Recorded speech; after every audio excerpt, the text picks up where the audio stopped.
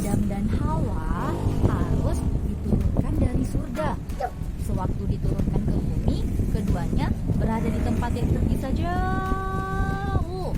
Namun, Adam diturunkan di tanah Hindia, sedangkan Hawa di tanah Arab. Selama bertahun-tahun, keduanya saling mencari dan mengembara dari satu tempat ke tempat yang lainnya. Akhirnya, mereka bertemu di Padang Arafah setelah saling mencari selama 40 tahun. Gimana? Lama sekali baru bertemu. Dengan bekal yang diberikan oleh Allah, Adam mulai mengolah alam sekitarnya. Apa ya bacanya ini? Yang mana? Hak cipta. Ayo baca. Ia menjinakkan domba untuk diternak, mengolah lahan, pertanian, dan kebun buah-buahan agar dapat mempertahankan kehidupan dengan keadaan yang lebih baik. Pada tahun pertama sejak mereka dipertemukan, Hawa melahirkan sepasang anak kembar, laki-laki dan perempuan. Si laki-laki dinamakan Qabil, yang perempuan dinamakan Iklimah. Pada tahun berikutnya lahir kembali sepasang anak kembar, yaitu Habil dan Labuda. Adam dan Hawa berharap dari keempat anak pertamanya ini akan menurunkan anak cucu yang berkembang mengisi bumi Allah. Menginjak usia dewasa, Allah memberikan petunjuk kepada Adam agar mengawinkan putra-putrinya. Supaya tidak terbang, Qabil dikawinkan dengan adik Habil yang bernama Labuda, sedangkan Habil dikawinkan dengan adik Qabil yang bernama Iklimah. Terima kasih. Mau lagi cerita Meong? Mau? Oke deh. Inilah syariat yang ditentukan oleh Allah. Cara ini disampaikan Adam kepada putra-putrinya. Pentingnya? Ini Meong. Anak Meon nggak ini? Mana Meongnya? Ini ya. Mama dua ini apa? Oke deh. Aduh, aduh, ini, Oke deh. ini apa? Sini apa? Aduh, Sini Meong, sini Meong. Mana minta Dina?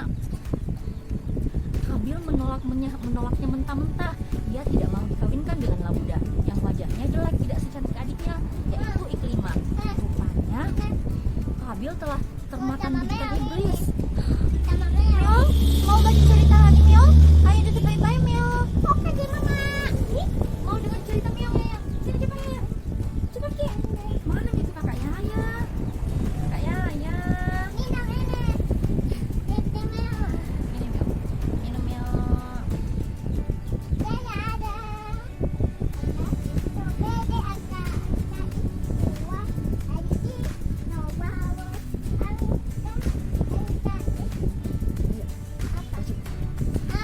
Let's go. Dia tidak mau dikawinkan dengan Labuda yang berwajah jelek, tidak secantik adiknya sendiri, yaitu Iklimah. Rupanya Qabil telah termakan bujukan iblis. Dia lebih menurutkan hawa nafsu diri daripada akalnya. Ia tidak mau menerima syariat yang ditetapkan oleh Adam. Akhirnya Adam pun memerintahkan kepada Qabil dan Habil mempersembahkan kurban.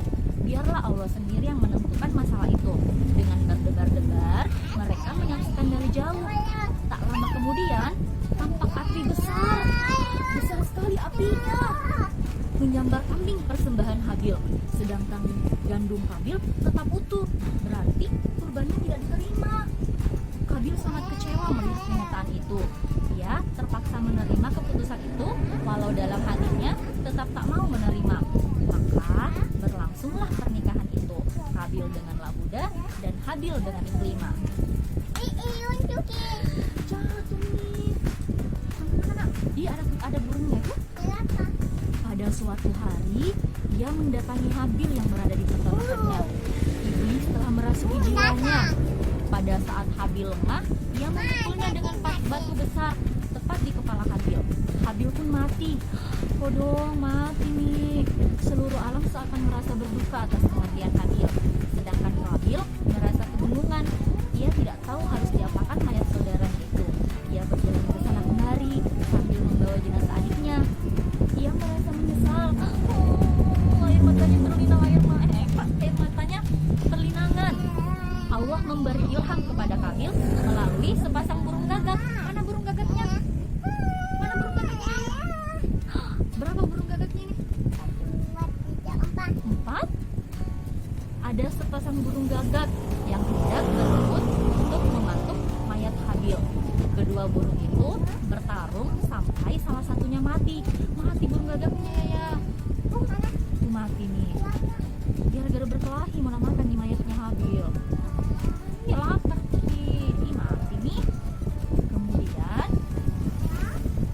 mana burung gagak yang masih hidup lalu menggali lubang dengan paruhnya. Kemudian memasukkan gagak yang mati ke dalam lubang itu dan menimbunnya. Sesudah mengubur mayat Habil, ia masih merasa sangat kebingungan. Ia tidak berani pulang. Ayahnya pasti akan menanyakan kemana perginya Habil. Rasa berdosa telah membuatnya ketakutan sendiri. Akhirnya ia melarikan diri. Ia masuk ke hutan. Mendaki gunung, menuruni jurang. Adam dan Hawa sangat bersedih atas kejadian itu. Namun, ia pasrah kepada Allah serta menerimanya sebagai takdir dan kehendaknya. Ia memohon